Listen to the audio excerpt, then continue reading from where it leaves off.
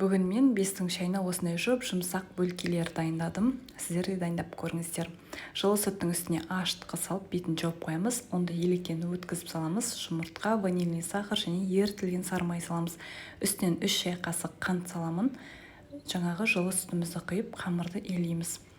Дайын болған қамырды 1 сағатқа ашытуға алып қоямыз. Көтерілген соң оны бөліктерге бөлеміз. Қалауыңыз бойынша көлемін өзіңіз жасай берсеңіз болады. Және де бөліп болған соң бетін жауып 10 минутқа қалдырамын.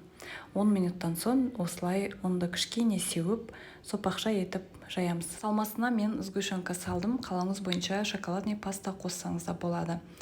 Осылай пышақпен жолақтар сызып шығамыз да үстінен басып тұрып орап шығамыз. Алдын ала пешімізді қыздыруға қойып қойдық. Енді противнімізге салып, үстінен жұмыртқаның сары уызын және қант салып шықтым. Осылайша 20 минуттай пісіріп аламыз. Ас болсын, дайындап көріңіз.